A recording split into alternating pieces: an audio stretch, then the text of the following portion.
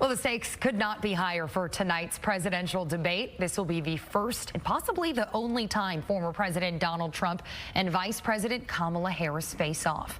Polls in most swing states show this race as a tie or maybe within the margin of error in some cases.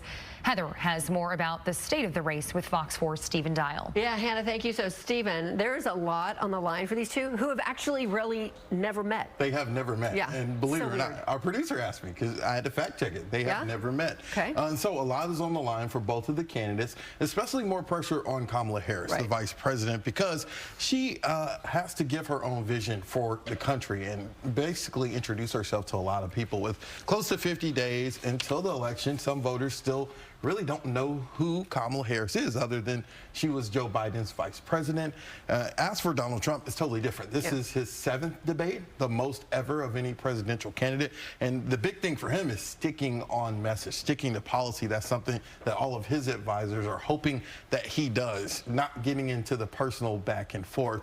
And so we talked to SMU political scientist Matthew Wilson just about this debate. This is likely going to be their only debate. And this is what he said in terms of advice for Donald Trump. Okay.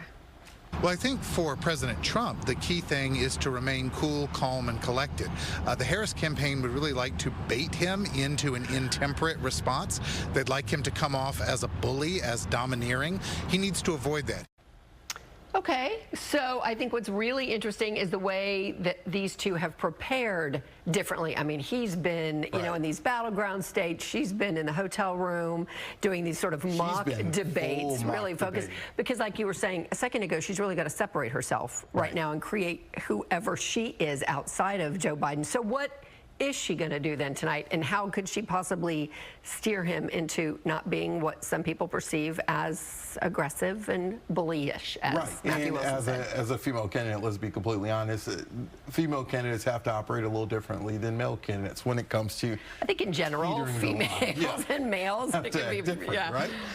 But for her, she's not known to be a great debater, and so she has done debate prep over the last couple of days there in Pennsylvania, and reports have said that, I mean, they had the full mock rehearsal with lights and a stage and things like that. And so that's big for her. And again, she's trying to tell her story of what policies. Is she just going to agree with everything that Joe Biden did, or is she going to set herself apart? One thing that some have been reporting is that she's going to try to needle or agitate Donald Trump on the abortion topic. But Matthew Wilson also talked about what she needs to do.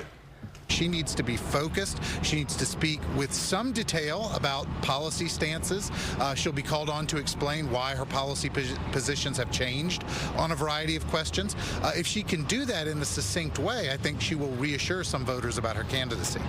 All right, so what does all that mean for Texans? Well, so Texas definitely is not a swing state, right? And so it's a ruby red state. Democrats have not won statewide in Texas since before I was born. So that's a long time. I'm 35, if anyone was counting.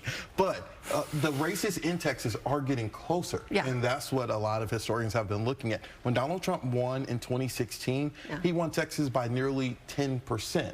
When he won Texas in 2020, he won by 5.8%. So the margin is getting smaller. More people who are not native to Texas are moving to Texas. So the numbers are changing. That's the closest margin of a Republican candidate in Texas since '96, since Bill Clinton was on the ballot. So then a follow-up question for you. What do you expect to see then this November? Even because, I mean, that's half going from 10 to 5. I cannot imagine it going to 2 or 3. Right. I mean, it really hinges on a few key things. Voter registration. Now, we've been hearing in the swing states, voter registration has been really ticking up, and new voters tend to vote on election day, so that could throw off some of these polls.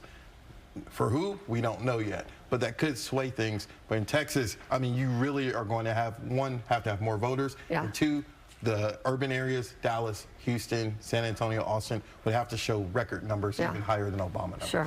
All right, well, we'll watch tonight. And speaking of that, by the way, Stephen, thank you. You can watch the debate right here tonight. It's going to start at 8 o'clock, a couple of commercial breaks, but we're going to carry it live for you right here on Fox 4. Then the news at 9, Fox 4 News at 9, will pick up about 9:30 as soon as this is over. Stephen, thanks.